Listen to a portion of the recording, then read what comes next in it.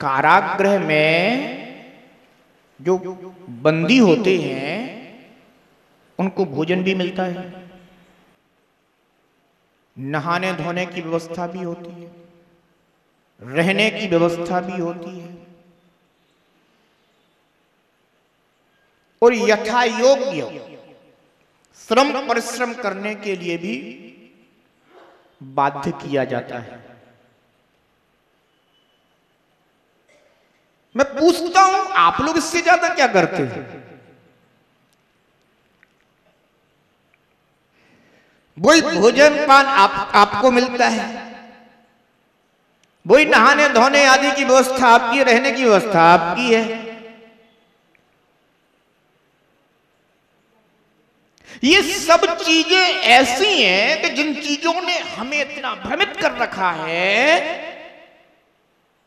कि हम कभी यह विचार ही नहीं करते कि हमें ये चारों गति दुख प्रदान करती है। बस भोजन क्या मिल गया, आदमी अपने को सोचने लग जाता मैं सुखी, अनुकूल नहाने धोने के साधन मिल गए सुखी, धन पैसा मिल गया सुखी, परिवार तो मित्र आदि अनुकूल हो गए सुखी। ये भ्रांति है। पर इसलिए मैंने कहा कि जब तक जिस जीव को गति दुखदायी प्रतीत नहीं होगी तब तक जीव धर्म ध्यान नहीं कर सकता। कोई भी व्यक्ति कोई भी कर्म करता है तो प्रतिफल चाहता है। आप धर्म ध्यान करते हैं या हम धर्म ध्यान करते हैं, किस लिए? कोई ना कोई तो हमें भी तो प्रतिफल चाहिए। भले ही 3 लोग के ना ठहरे, पर प्रभु मैं आपकी आराधना करने आया हूं तो इसके बदले में कुछ ना कुछ तो आप भले ही ना दें, आप भले हाथ पर हाथ रखे बैठे हैं, आप भले नाश्ता की दृष्टि करे बैठे हैं, चलेगा, पर फल तो चाहिए। सेठ अगर गादी पर बैठा हो, बिल्कुल भी हिले डुले भी ना, तो भी सेठ के यहां कुछ काम करूंगा तो कुछ ना कुछ तो चाहिए।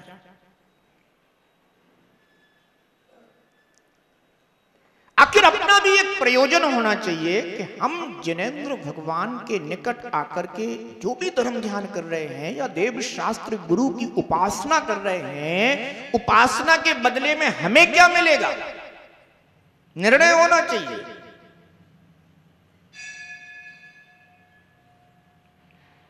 जिनेंद्र भगवान कहते हैं, देव शास्त्र गुरु कहते हैं कि उपासना के बदले में तू जो चाहेगा तुझे वो मिलेगा।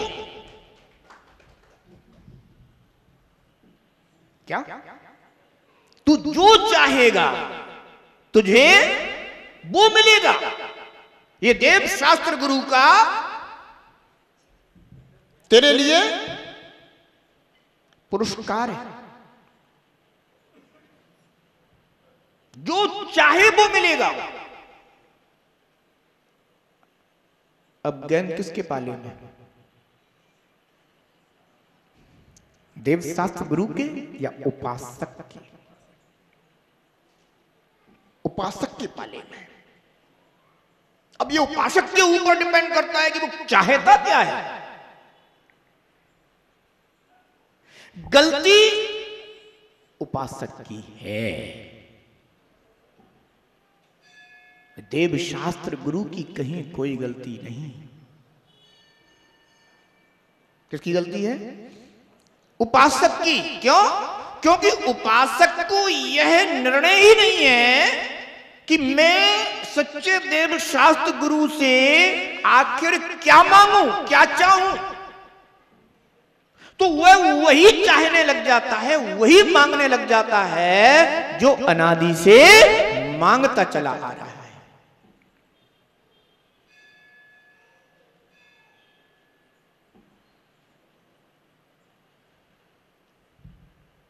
कोई भगवान के पास आकर कहता है,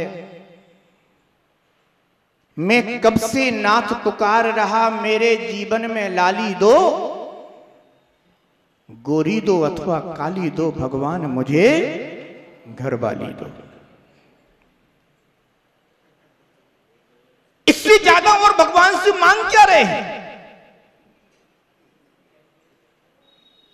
इच्छा किस चीज की कर रहे हैं? और फिर कहते हैं कि भगवान घरवाली आ जाएगी तो बाकी चीजें तो फिर धीरे धीरे सब मेंटेन हो जाएंगे। अगर कुछ कमी होगी तो फिर आ जाओ। सुनते हैं आप बड़े दयालु, दुनिया के संकट टारे हैं, क्यों हम पर दया नहीं करते? क्या हम दुनिया से न्यारे हैं?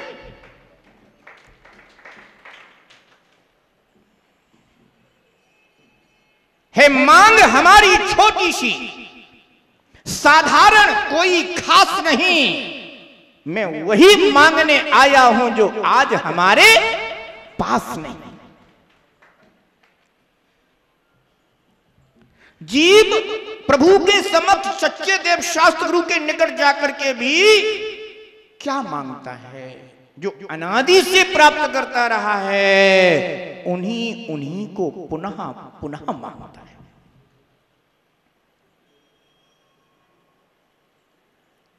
उन्हीं की इच्छा करता है और वो चीजें मांगता है जो चीजें पुनः पुनः बंधन का कारण बनती हैं, पीड़ा दुख संताप का साधन बनती हैं, भूल का अज्ञानता का मार्ग बनती है। उन्हीं चीजों की पुनरावृत्ति इस जीव ने अनंत बार की है। सर्वज्ञ देव अपने ज्ञान में देख रहे हैं कि अहो, ये सभी जीव, संसारी जीव दुख भोग रहे हैं और दुख के ही साधनों की इच्छा कर रहे हैं।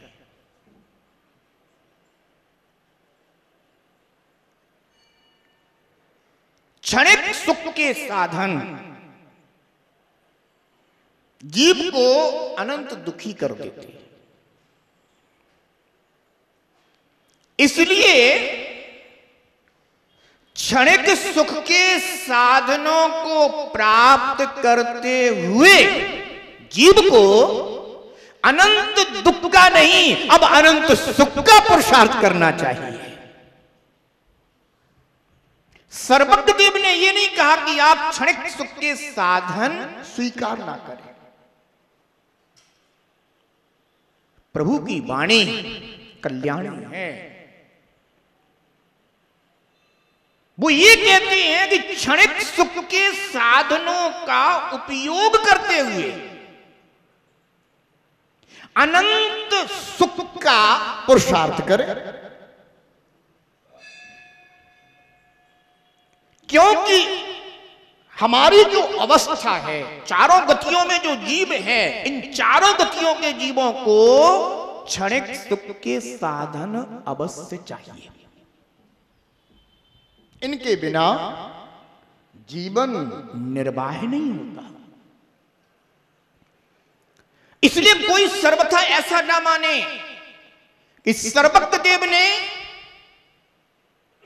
जीव को इन क्षणिक सुख के साधनों का उपयोग करने के लिए स्पष्ट मना किया ना। वो कहते हैं कि इनका उपयोग करते हुए दुख का नहीं, सुख का मार्ग चयन करो।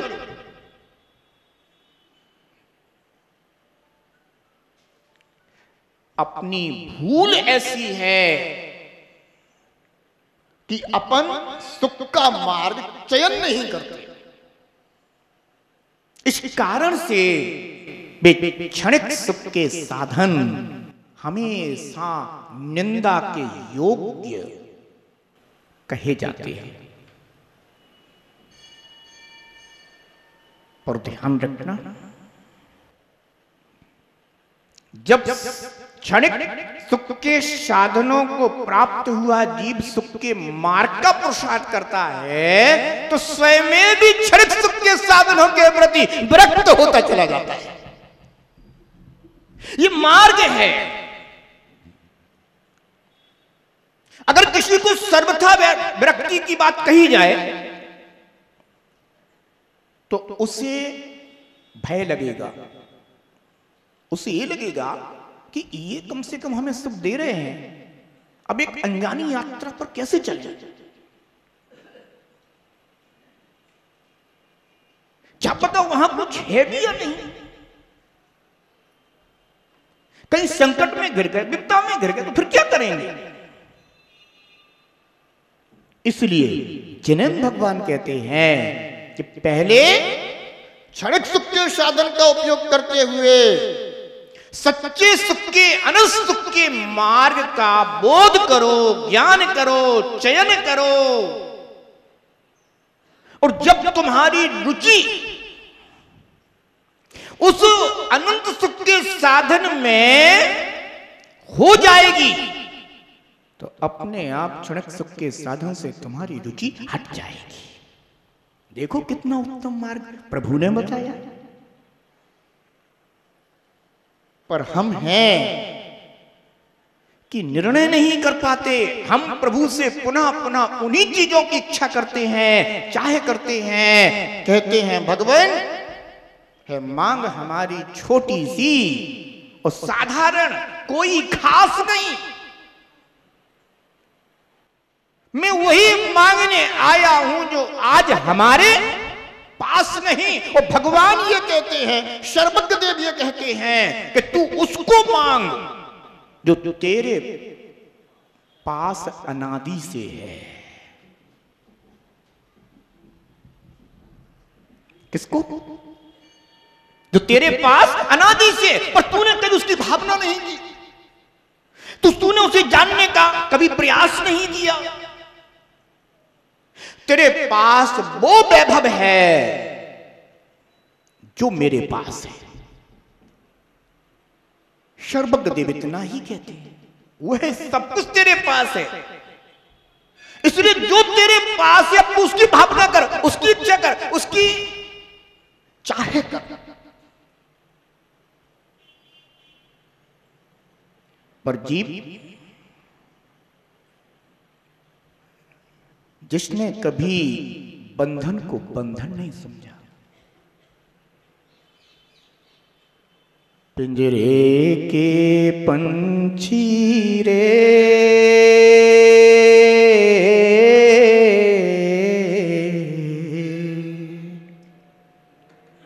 तेरा दर्द न जाने को।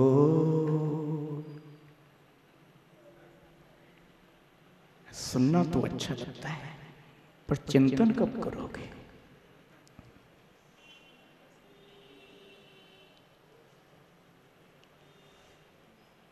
ये आत्मा पिंजरे का पंछी है और इस देह रूपी पिंजरे में यह आत्मा रूपी पंछी कैद है जो निरंतर दुख का वेदन कर रहा है। आप यहां बैठे हो, गर्मी लग रही है, कह रहे नहीं लग रही, पंखे के नीचे बैठे हो इसलिए कह रहे हो।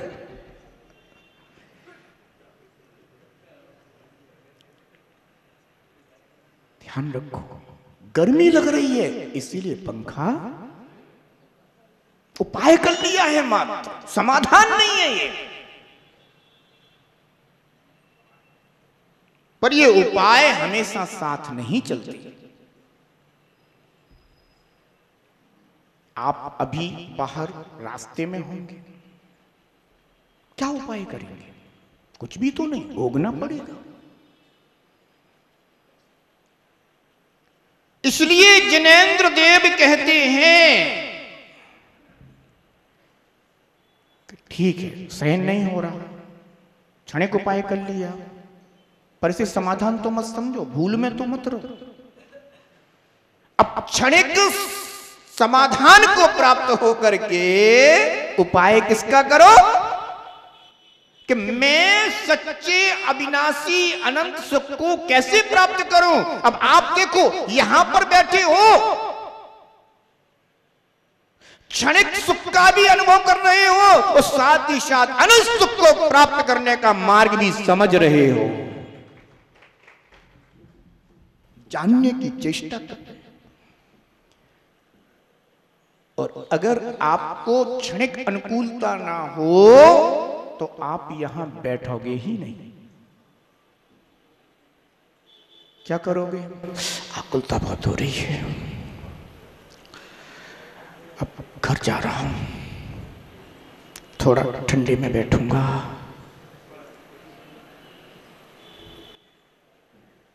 और ध्यान रखना, क्षणिक सुख का तुम्हारे साथ संयोग बना है तो तुम उपयोग करते हो, हमारे साथ नहीं बना, हम नहीं करते।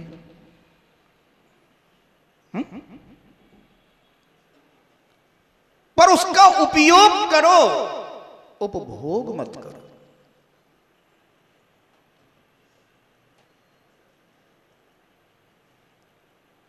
एक गृहस्थ श्रावक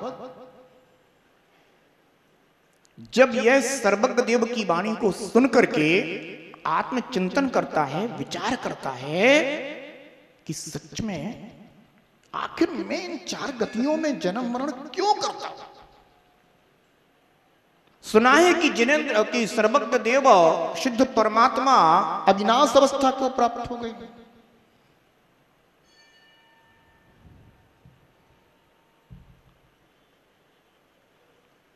मैं क्यों नहीं? सीधी सी बात है कि तुम्हें अभी गति प्यारी है। अगर किसी से पूछा जाए कि आप इस मनुष्य गति से आप किस गति में जाना चाहते हैं, तो मुझे लगता है कि बहुतायत में लोग एक ही उत्तर देते। कहां जाना चाहते हैं? थोड़े से चिंतन में पड़ गए कि कैसे कहें। वैसे जाना तो आत्मा तो यही कह रही है कि मैं तो स्वर्ग जाऊंगा, देव बनूंगा, पर कह नहीं पा रहे।